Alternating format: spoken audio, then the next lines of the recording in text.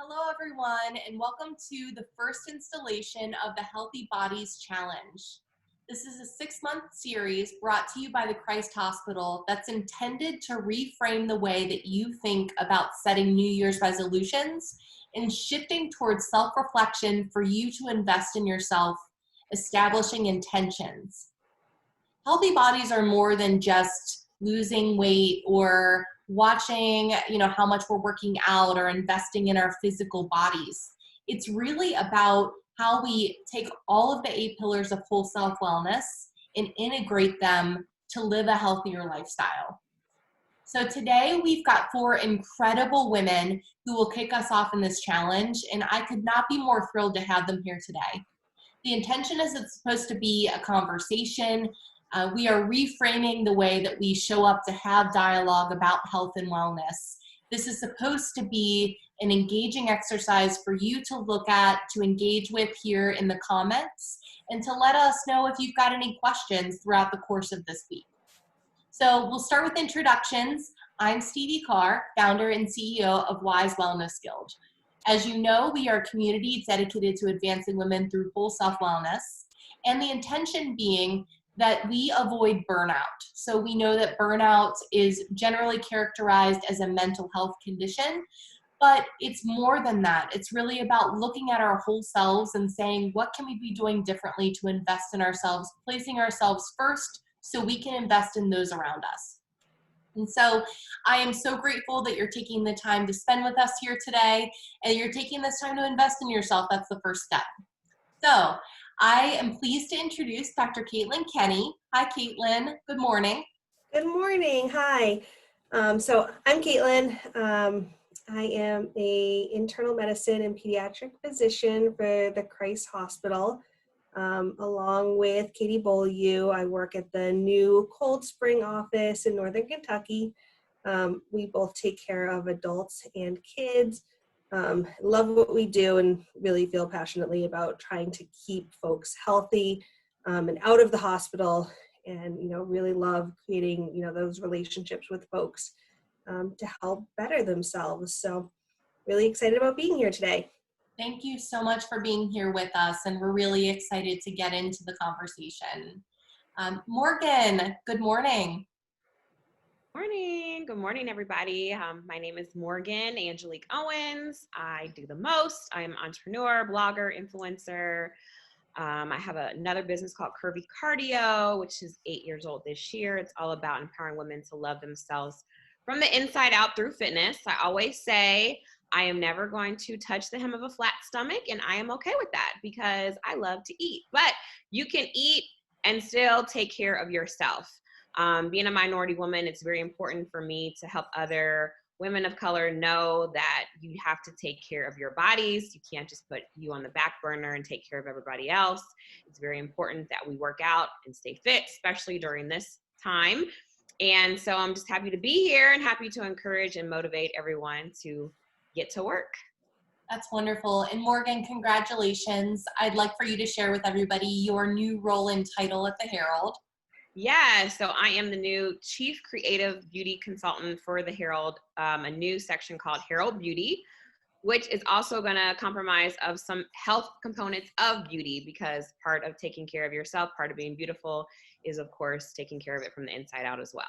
So that's wonderful. Well, congratulations again. That's huge. And we, as a Wise community, really love to support and just celebrate when you've got these huge wins. So congratulations. Thank you. Awesome. Well, Katie, I'd love for you to introduce yourself. Hi, I'm Katie Bolyw. It's a lot of vowels, but it's like a bowl. You. I work with Caitlin in the Christ Cold Spring office. We just started seeing patients here in September and really wanted to specialize in both internal medicine and pediatrics to take care of people through the lifespan. Healthy habits start when you're young and continue as you get older, and helping families to instill healthy habits is really important. I grew up in DC and then kind of took a detour through New Mexico to teach, and I'm happy to have ended up here in the Cincinnati, Northern Kentucky area. I'm really glad to be here with you ladies. Well, thank you so much for joining us today, and welcome to Caitlin and Katie, both joining us from outside of the greater Cincinnati, Northern Kentucky area, here to bring their expertise to families and women in particular in their area. So thank you so much. And Whitney, good morning. Let me see. I think we muted and unmuted at the same time. Good morning.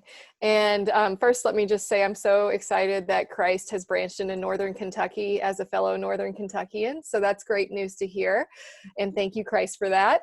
It's nice to be here today, Stevie. My name's Whitney Ellison. I am the founder of Ellison Enterprises, the creator of the Ellison Method.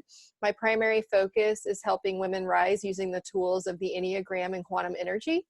And my background is colorful. I'm a former attorney. I actually still practice part-time.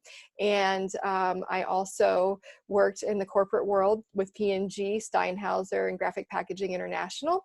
So a bit of interesting experience across the board, and just thrilled to talk about this with you all. Well, we are so excited to have you here. And as many of you know, Whitney is a founding member of Wise Wellness Guild, somebody who has really kind of leaned into helping to support us as we grow.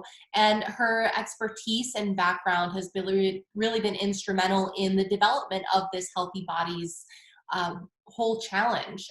As we said, that it is just really crucial and important for us to establish better intentions this year. So it's no longer about losing 10 pounds to look good in a bikini. It's all about really how are we going to do things that are really in alignment with the values that you have for your life. And so let's get into the first topic and just start to chat a little bit about change. Whitney, I'd love to hear more about the whole philosophy that you have on intentions versus resolutions, and why that's so crucial for us to think differently. I've been open and honest with people that when you first said it's not a resolution, Stevie, that I was like, oh, here's Whitney. She's like, it's semantics on the words. Like, let's do it. But like, as I've stepped into this, I've seen it's really important to understand the difference and the why behind intentions. Yeah, so I mean, when we think about resolutions, what we're doing is we're taking a personal inventory of ourselves, finding what we're not happy with, and then coming up with a really quick fix that we think is going to solve that. But we're not thinking about why we're not happy or how we feel. We're just thinking about immediate action without putting any real thought behind it. So what an intention does is it helps you identify your desired outcome. It takes a snapshot of where you are today, and instead of saying, I don't like these things about myself, you're saying, I love myself enough to think about what I really want and establish that as my desire, establish that as my outcome, as opposed to, I'm so unhappy with myself, I need to run more, I need to exercise 3 times a week. That'll solve the issue of my body that I'm unhappy with. Well, it's not that. It's more of how does this concern of yours make you feel right now? So look at that contrast and then think about how do you want to feel based on that contrast. And so say you feel unhealthy right now. Well, then obviously you want to feel healthy. Okay, well, let's set an intention for the year or for the month. I want to feel healthy. And then from there, you can really think critically about what goals are going to support that desired outcome or that intention. So it's a lot more thoughtful. And like I always tell Stevie, the beauty of an intention is you can do it anytime. You can do it for anything, small or large. You don't have to do it January 1st. You can set an intention for a meeting. You can set an intention for your day. So it's really just about thinking about what do I want and why? How do I want to feel? And then pointing a compass in that direction so that you reframe your mind toward that. No, and I think that's awesome. We always say that, if you don't know where you're going, right, you'll end up somewhere else. And I think that as women, as we are in survival mode so much of the time, we find that we end up making choices that aren't at all in service of the life that we want. And all of those little choices end up to a really big outcome that if you haven't intentionally made those decisions, they end up to something that you might not really be proud of or want. And I think that that's really the goal for all of this, and why we've brought this incredible group of women together to have a holistic dialogue about how are we just going to make different choices this year, and how are we going to be intentional about that. I am just really encouraged by your touching on the shift in the mindset of how we're asking ourselves internally how things feel too. And I wanted to ask Morgan a little bit about really like change in general. Like, it's incredibly hard, and we know that it doesn't always feel good. You, my friend, have really been a huge advocate for being comfortable with being uncomfortable. And I'd love for you to just share a little bit of perspective on your approach to change. Yeah, so just a little background, and because it will make sense why I feel a certain way now. So, when I was younger, probably from middle school all the way up until I was 27, I really struggled with my self-confidence. I was one of those girls that wore makeup to bed because I didn't want my boyfriend to see what I really look like, right? Or, always trying to be perfect, never showing pictures from the waist below. It's like, okay, never accepting people who tagged me in pictures because I just didn't like the way I looked, didn't like the way I felt. And then, it hit me at 27, and it's like, this is tiring, right? I don't know whether it was an age thing, a hormonal thing kicked in, but I was like, I've had enough. I have to love myself first and foremost, no matter what. And I can't let someone else define who I am, because I've been doing that my whole life, letting other people define if I was beautiful, letting other people define if my body was nice or not. And it's like, Morgan, if you want to better yourself, then you have to do it for you. And so that's how Curvy Cardio was born. And so, like I said, it's more of a health thing from the inside out for me. Because if you don't like your inside, you're not going to like your outside, right? And so now, at 34, I've really honed in this notion to the point where it's affected my business, which is great. As an entrepreneur, you have to have that self-esteem to go out to pitch, to say, yeah, I'm the ish and you need to work with me because I'm the bomb. I'm amazing, right? And so, Whitney, I love how you said no resolutions. I don't make resolutions. I just do shit. I'm sorry to curse. I curse a little bit. I just do shit. Okay? Period. Right? So, if I want to pitch to a brand, I'm just going to do it. Why not? And if anything, this pandemic has showed me, just go for it. Time waits for nobody. Nobody. I wrote a book. I pitched to P&G to sponsor it. I'm nobody. Like, I'm somebody, but I'm just a girl from Cincinnati, Ohio. And they said yes. Like, mind blown. You know what I mean? It's like, just go for it. And I feel like, because I believed in myself so much, I manifested it, that other people are drawn to me because I just put it out there. I put out positivity and I just go for it. There's no rhyme or reason. I tell people, I don't know what the hell I'm doing every day. I'm just doing it. You know what I mean? I'm just doing it. And so I think but what I love about this message is, like, it really comes down to being worthy.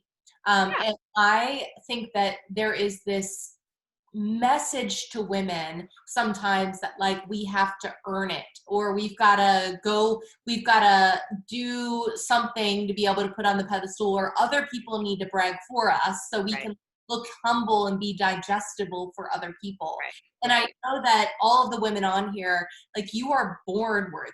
Like, it is yours to take, and it is up to you to have the confidence to go out and get it, whether it is a healthy body. It doesn't have to be, and we'll get into the conversation about the hardships of generations in a second, but just because the people that came before you maybe didn't live a lifestyle that you want to, it doesn't mean that you have to continue to live that way. And so I think it's just so powerful. Yeah, and so that's why I said you have to be comfortable with being uncomfortable, because when I started my weight loss journey, not a lot of women who look like me were in the gyms. This is 8 years ago. Now it's popping. I was by myself. I was in the gym by myself. Instead of going to happy hour, I was on the treadmill, right? Other people are like, why are you doing this? Why are you working out? Come on, let's go drink. Let's do. I'm like, no, you have to do it for you, and you have to be comfortable making those decisions. And sometimes that is getting rid of people that aren't for you or aren't being positive around you, getting rid of those unhealthy, temptations. Honestly, I went through a relationship where I told my significant other I wanted to work on my body. And then he kept bringing bad food into the house. And I'm like, are you trying to keep me chunky or what? You know what I mean? It's like, are you trying to go against what I'm trying to do? And you have to just be strong and just be comfortable being uncomfortable in those type of situations. I think that's that's such a great segue, because I think that really goes to there are real barriers in our lives that keep us from being healthy. And when we state our intentions and we share them, that doesn't just mean that they happen, right? We put it out there and we've mentally made the decision that they will happen, but there are going to be some hurdles and barriers. And I would love, Caitlin and Katie, if you could just speak a little bit to decisions that we might be faced with as we come up to making healthier choices, as it relates to your perspective that you see as being physicians. So one thing that Morgan said that I really loved is, changing your mindset, changing the way you're thinking into a positive way, and really willing yourself to make those changes in your daily habits. I think that's so wonderful. But I think one thing that a lot of women struggle with, especially now in 2020 and now 2021, is if you're struggling with depression or anxiety, that can be such a barrier to getting yourself to make those healthy habit changes that you want to make, that you can set your intention to make and have that end path that you see in sight. But if you have this cloud of anxiety and depression that's overhanging every waking moment, it's going to make that really difficult. And I know that's something that I see every day, Katie sees every day. People are struggling with this more than they ever have before. And it's something that, if you don't have a PCP, a primary care physician, find someone, call us. There's lots of physicians out there that are happy to help you with this, but talk to someone, whether it's counseling, therapy, medication, combination of the two. There are ways to help, but our mental health is so important to be able to make changes in our life. You've got to change your mind before you're going to be able to change your body. So if that's something you're struggling with, please reach out. I love that so much. And I know that we've got resources that we can share in the comments, but Gallia Collaborative, Poppy's Corner, Maggie Wilhelm Coaching, there's a lot of things through WISE and also through the Christ Hospital that we can connect you with directly. But thank you for that. That's such a great, you've got to change your mind before you can change anything else. And that mindset shift, gosh, that's so powerful. And Katie, you were going to say something?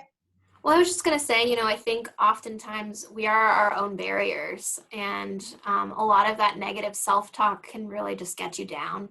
Mm-hmm. And so I often, tell patients, how did you get to be so resilient? What gives you strength? And they'll say, oh, I don't feel strong, or I don't feel resilient. And then, you think back to that project you did at work that you couldn't do, or the 5K that, you didn't think you'd complete, or that toxic relationship that you were able to get through. And I think people have so much strength in themselves that they just aren't always tapping into.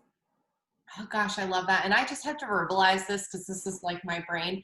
That is such a not expected answer from a doctor, from either one of you, right? Which is what I love. It's just breaking the stigma and the barriers of walking into your PCP and sitting down and let's have a real life conversation about nothing that has to do with getting poked with needles, getting stepping on a scale, all the things that keep you from going and establishing that. And I think that that's the power of just really building a relationship and having an advocate. So thank you for that. I just love that so much.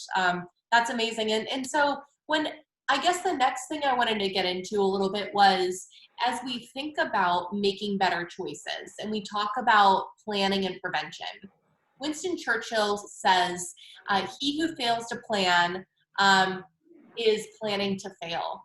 And I think that creating that plan and that outcome, getting out of the daily tyranny of the urgent and getting things on the calendar can be really, really powerful for how we step into our lives. I know that for me, that's how I plan my day, is by batching tasks and getting them done. And one of those things that we've really encouraged through this challenge is to get those things on the calendar.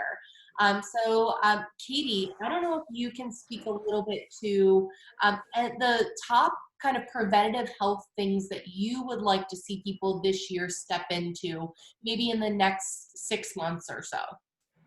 Sure. So I think the first step is probably establishing with a provider that you trust, that you can develop a relationship with, so that you can figure out where is your baseline, where are we starting, what are the numbers, what are the data, how am I feeling?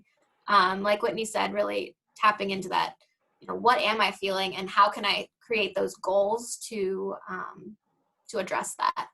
And so with that will come, diet changes, exercise, working on mental health. But all of that is really just to create a better you than was yesterday. Yeah. And so, ideally just move more than you did the day before, or eat an extra serving of vegetables, or try one of these guided meditations, or, pay attention and set your intentions. I think will really help people go a long way this year. I love that. And it really gets back to the basics. I mean, when we talk about with whys, we're not talking about some crazy challenge that's going to get you ready to go climb Mount Everest. And that's not what we're doing. We're talking about on Maslow's hierarchy, let's get you back to feeling safe and secure in your body. And the baseline stuff at the bottom of let's sleep enough, let's eat at least a lot more of the good things, maybe not perfectly, right? We're not striving for perfection here. We're striving for a little bit better. But I think that there's even, things in what you said of that establishing advocacy in a trusted person that is not there to judge you. It's not like physicians go and have a cocktail after work and they're like, you're not going to believe this person, they really do that. You've made this your life's work. And I think that that's just the piece for me that I'm just so excited to shift the conversation about why is it important. It's not to go get bad news every year. It's to go and really establish a relationship with somebody. I think that's so cool. And Caitlin, as we talk about, it's a lot of times these conversations as women, we're responsible for so much more than just ourselves. So I thought we would touch base a little bit just on family too. So not just for yourself, but for children, spouses, aging parents. What are some things that you think that we could do tangibly as we are kind of the caregivers for all, that we could maybe look to do in the next couple of months? Absolutely. I think really the best thing you can do for your family is to lead by example. The best way to get your kids to eat their vegetables is for you to eat your vegetables and to enjoy it, to actually having half of your plate be vegetables with your meals. If you're, look at the pea or cauliflower and are like, ew, that's gross, I don't eat that. Of course your kid's not going to want to try it. So try new recipes, try new things, find vegetables and healthy foods that you really enjoy, and share that with your family. Same thing with exercise. If what you do to help your body, loosen up and de-stress is to get outside and go for a walk, take your kids along. They'll learn from that too. And if it's not kids, it's, do a walk and talk with your best friend.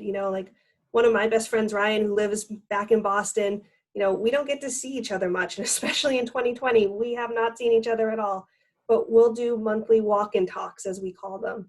And, we pick a time on a weekend or an evening where we're both free and we can both go for a walk, and we talk on our cell phone while we're walking. And it's something that we try and schedule as frequently as we can, but, it ends up being once a month, if that. But it's so great to build that personal connection with someone while you're moving your body. It's so great for, your mind and body that way. And stay hydrated, get rid of the sugary beverages and drink water. Teach your family members that that's where what they should be drinking and fueling their body with. And I think that's it. It's lead by example. You can't help support everyone else if you're not supporting yourself. So take time for you, for your mind and your body, combine them when you can, and do little things. So, drink water, eat more vegetables, and enjoy them. Come up with like a recipe sharing with your friends. When you find a great recipe, share it around and have people share it with you. And get out and move your body and build some social connectedness. I love that. I've been, as everyone does, I will be so honest to admit, I did not grow up eating anything green. And I thought that like potatoes, I thought that corn, like I was like, oh, I love vegetables. Like no, not at all. A lot of processed food, a lot of things from cans. And you know what? It's the unlearning, right? It's just like, it's about taking responsibility and understanding that, just like Morgan said before, there's going to be things that are going to come your way, and you make a choice every time.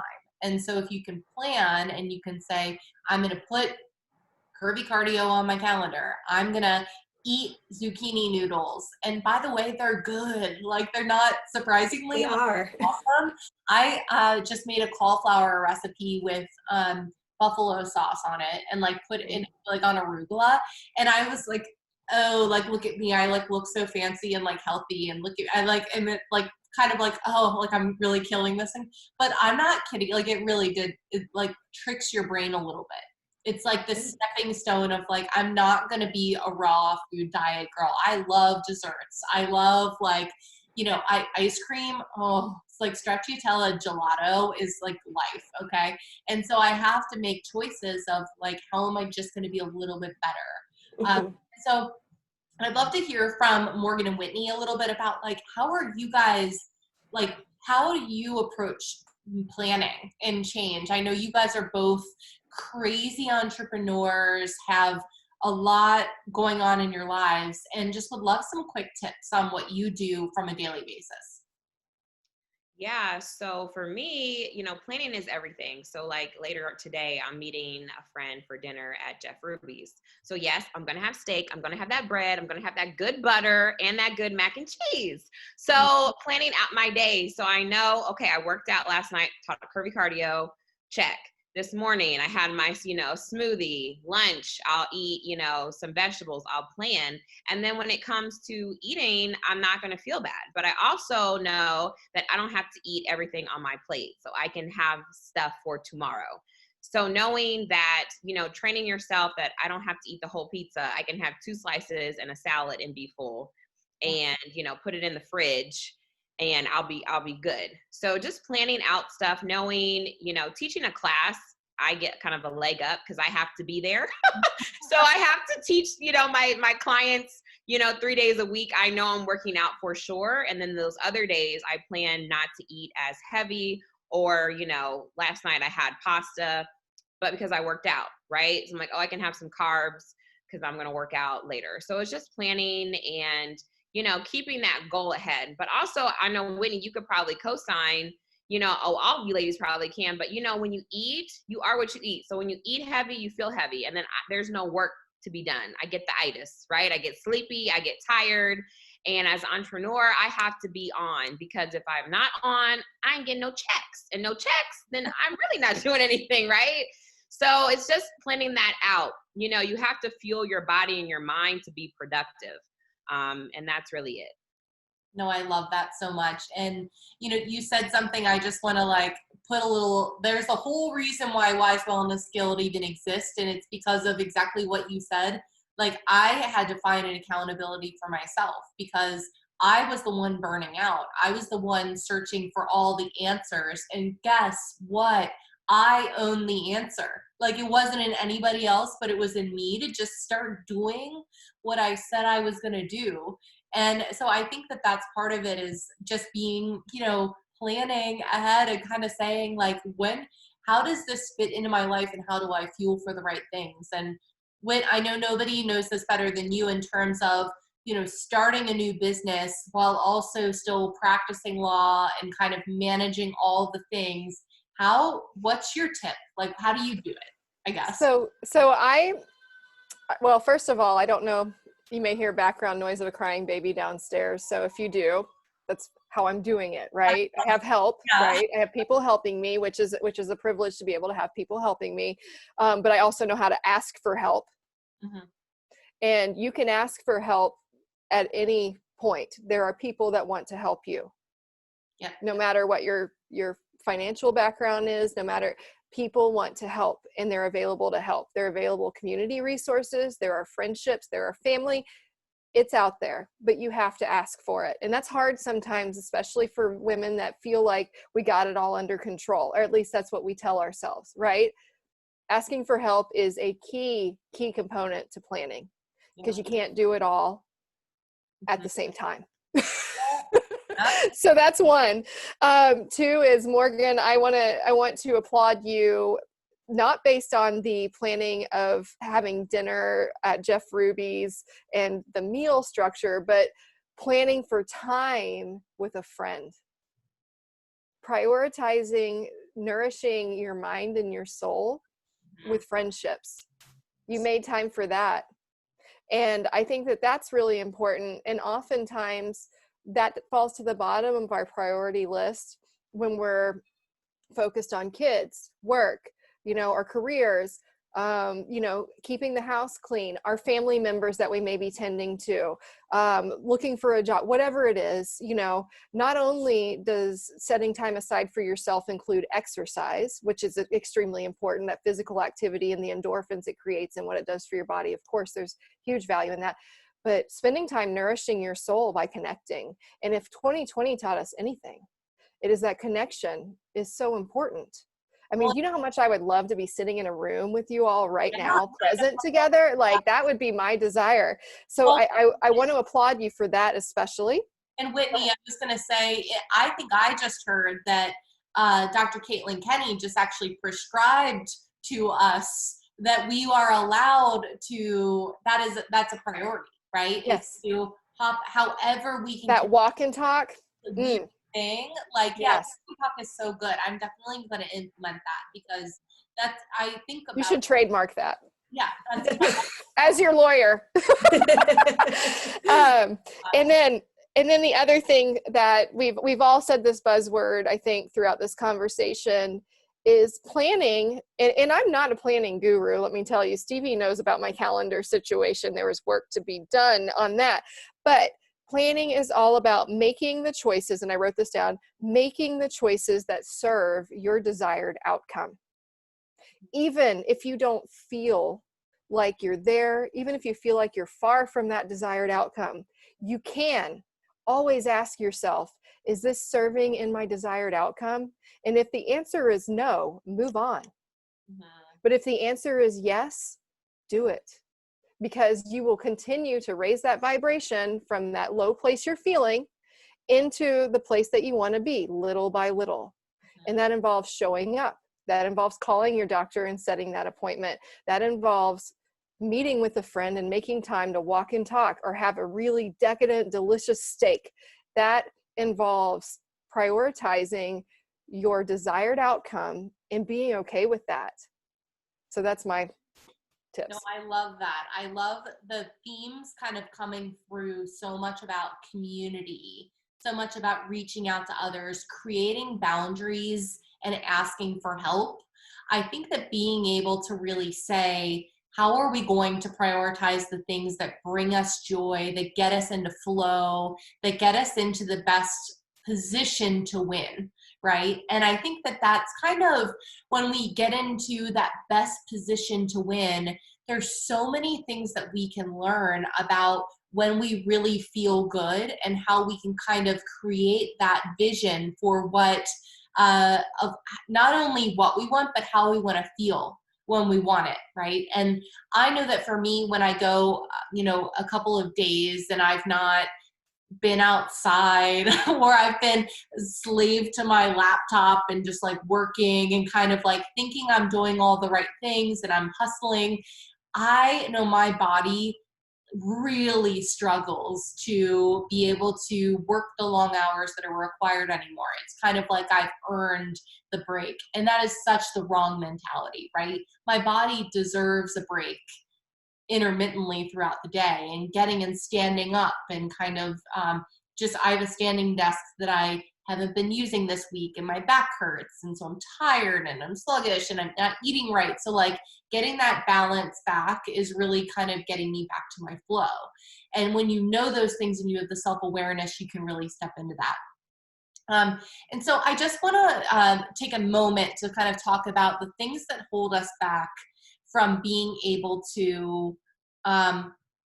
step into our flow.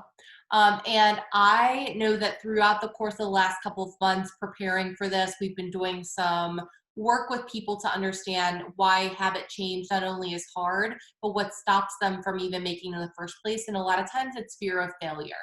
And we talk a lot about that unworthiness that we feel, but a lot of times it's about, well, I feel like I'm worthy of it, but I'm afraid, like, why even start, right? We can come up with a million excuses. But Morgan, your story, I know has always resonated so much with me in regards to when you know that you deserve better and you know that you are ready for change. How can we choose ourselves in self-love in order to take that step forward and be willing to be bad at something before we're good at it? Yeah. I mean, it's hard, it's still hard for me to, I call it shooting my shot. Yeah. But, I've had to work at learning that the worst they can say is no, or the worst they can do is ignore me. Yeah. And that really motivates me to even just work harder, and be like, okay, watch, right? And so just knowing that if I didn't even try, that's already failing. That's a form of failing and not even trying. So I rather try and not regret anything than not try at all. And I know it's like corny, it's really simple, but it's just that. It's just try. And I fail every day. With Curvy Cardio, I tell my clients, I'm not perfect. I eat bad. Not sometimes, I mean often. But it's making those changes and starting over, right? It's just remembering your why, starting over every day. I don't care if you have to start over every day. Start over every hour if you have to. Do what works for you. But, go back to what you initially said, Steve, you have to do it for you. If you want to look good in a bikini, why? If I'm going to wear a bikini, I'm going to look good for me, okay? I'm going to look good for me. And I'm sure a lot. But I think it's also like ego, right? Like we talk about, like, ego can be bad and ego can be good. And you have to choose, it exists no matter who you are, right? Like that's the part of it, like acknowledging that ego exists and understand how it can serve you in the best possible way. And I think that, Morgan, you found a way to kind of shift it to be, if I get a no, it's not because I'm not worthy. If I didn't hit this mark, it's not because I'm not worthy. It's because that's just how it is. And we'll make a better choice tomorrow. We'll pick ourselves and try up again, because you're eventually going to get a yes, right? Yeah. Right. Yeah, I love that. Yeah. And often hearing feedback of like, okay, if they do tell me no, what can I do to make this better, right? What can I do?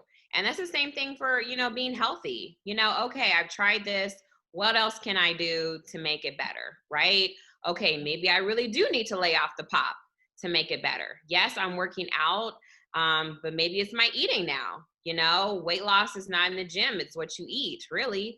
So maybe I do need to try this out. And then once you start making something a habit, where they say, it takes 3 weeks to form a habit, then you start seeing results. And then you're like, okay, I could eat some more vegetables. Okay. You know what I mean? And always, this is a tip for me, for everyone. I always tell myself, if I'm craving this, craving that, I already know what it tastes like. And sometimes that's satisfying enough, right? Or scrolling okay, this is really geeky, but I scroll through DoorDash and I look at all this food, I'll put it in the cart, and then I'm good. That's satisfying for me, because once I see that delivery free, oh, I'm good. Nope. I want some $5 fries and to be delivered be like $40. I'm like, nope, I'll just drink my water and eat this protein bar that I got at home for free, right? So sometimes that can be satisfying enough, is just looking at it, lusting for it, and like, okay, I'm good. Oh my gosh, I kind of love that tip. I'm definitely going to use that, because that is real. The DoorDash or the Uber Eats, like Yeah. when all is said and done with everything, you're like, I could buy something really nice with this. Like, Yes. Like, do I really want to spend $40 on a cookie? Do you need it that bad, Morgan, for a $40 cookie? No, you don't.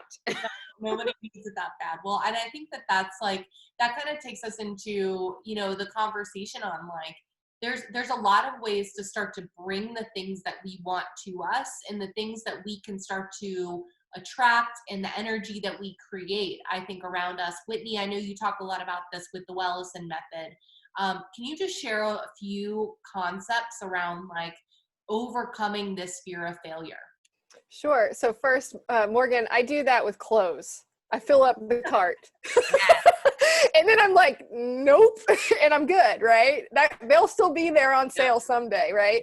So anyway, yes. So one thing you said that stuck out that I just want to highlight is you said not trying is the failure, and I think that's it, right? Because even when we fail, we learn from it. And so the opposite of not trying, because I love to learn from contrast. I try to take my focus off of contrast, but it is teaching us. So not trying, the opposite of that is showing up. Showing up. And what's the worst that could happen? You get a no, or, maybe the workout's a little too hard, but you showed up, right? And so for me, like when you talk about Enneagram and when you talk about quantum energy, all of these things as a whole is a lot and overwhelming, and that can be paralyzing. So, the watch out here is, don't try to take on too much all at once. Number one, your birthright is you were born loved and you were born worthy, period. And the work for us as adults is to get back to that childlike realization and expectation. I am worthy and I am loved. And I think that's really the first step. And that's the first step to the work I do with the Enneagram, which the Enneagram is not based on behavior. It's based on motivation, why we do the things we do. That's why it fascinates me so much. And it's a 4,000-year-old tool. So there may not be scientific data, but it's been around a while. And there's a lot of corporations, a lot of churches, a lot of groups that have seen the evidence that this is true. There are various motivations that drive people based on, one, how they were born, the stance in which they were born, and two, the surrounding circumstances that teach them their learned behaviors and defense mechanisms. And so when we think about defense mechanisms, that's why we respond to stimuli. It's how and why we respond to stimuli the way we do, and we do it subconsciously.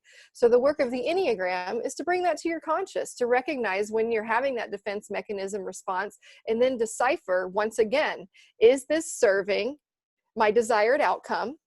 And it could be, or is it not? And if it's not, explore a better way. And so that really it's powerful, but it takes work, and the work is good. The work is worthy, because you are worthy. You are worthy of love, just as you are. And so that's one piece of it. The other piece with the energy work is, again, going back to looking at your emotional stance, where you're feeling, how you're feeling, recognizing that, processing it, taking the time to process it, and then moving yourself up a little bit. You don't have to go from frustrated or in pain to joyful overnight, but you could go from frustrated to complacent in a few days, and just target those baby steps to get you there. Sometimes it's not about changing your eating habits that quickly. It's about, and my friend Amy is the one that said this, and she lost 100 pounds, and she's just amazing. She said, for me, it was about not eating the whole box of Triscuits. It was about eating half of a box of Triscuits. That was my step, right? Yeah. So when we think about failure, don't put it in a position to where you think just because you haven't achieved 100% of the thing, the first time around. You're not going to. Like Morgan said, you learn. What's it teaching you? What's it teaching you? Because your desired outcome is sitting there waiting for you. And so you're not going to be able to control every step of that. But if you're paying attention and making choices that you truly believe will serve your desired outcome, you will eventually get there, because you're going to lift your paddle and you're going to quit paddling against the current, and you're going to let the current carry you. I love that so much. And I know that for me, as I think about just being more aware and paying attention, when we talk about mindfulness, when we talk about being in the moment, is like consciously making the choices that you do and consciously being in the moment to be able to be awake enough to make those choices, and when we talk about lifting the paddle, enough builds up to where it just takes you where you need to go anyways. It's no longer like a big lift. It's just a part of your daily habits and routine, but your mind is healthier because you've been living and existing versus surviving and living in that fight or flight mentality. And so I'm so grateful for everybody bringing their incredible perspective today. I want to give just like a last 1 minute sound off to each one of you to share any parting thoughts, words of wisdom, encouragement, anything like that. Let's start with Dr. Katie Bolyw. You're on mute. There we go. I think my parting words would just be to be kind to yourself. You're fighting a battle. Everyone is, especially this year with all we've been through in 2020 and now moving into 2021. You are strong. You can do hard things. And find a partner, whether that's a friend or a doctor, and just be better than the you that you were yesterday. Oh, such good advice. Love that. All right, let's go back around. Let's do Whitney next. I think it just starts with learning how to love yourself again, because at one point in your life you did. And so if you're not there right now, that's okay. It's there waiting for you. You were born worthy of love just as you are, and you will come back to that. Just keep making the choices that serve the desired outcome that you wish to have. Thank you for that, Whitney. Morgan? Yeah, so one thing that I tell myself every day is only you can stop you. And that's really it. I mean, that's the caption. That's it. That's the post. That's it. Only you can stop you. I love that. Dr. Caitlin Kenny? Yeah, so I mean, I agree with what everyone said. Like, you are strong, you can do this. Don't compete against anyone else besides yourself yesterday. Try and just become a little bit better each day. And, you know, as you're setting your intentions and finding that long path, you know, you might not be able to achieve it overnight or in a week or in a month. So set small goals for yourself that you can achieve in a timely manner. Make them SMART goals. By SMART, I mean specific, that it's measurable, that it's attainable, it's relevant to what your long-term goal is, and that it's timely, that it, you know, you set a time limit and you're going to achieve it, you know, within a week or 2 weeks or 4, you know, and just tiny steps, small things. You can do this. You're strong. You're brave. Be kind. You got this. Oh, I have enjoyed this so much today. I hope you guys have as well.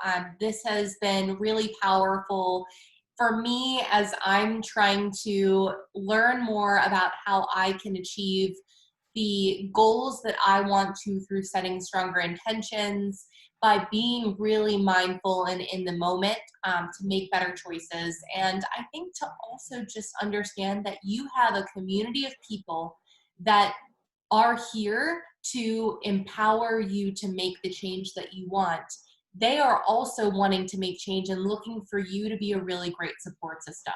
So this entire group not only here that's on this call, but also that's in the Healthy Bodies Challenge. I encourage you to engage with us in so many different ways, but primarily really try to build the relationships with people, because I think that that's what we left with today, is that community is what's going to really drive change here, but your mindset and your willingness to invest in yourself so you can invest in others is really what's going to be the change in 2021. Thank you all, everyone, for joining us today. I just am so incredibly grateful for you, and we look forward to seeing you all in February as we kick off the second installment that we will be really focusing on cardiovascular health, what checks that we need to put in place in order for us to make sure that we are being heart healthy as we step into this new year. Thank you, everyone, and have a great afternoon. Thank you. Thank you.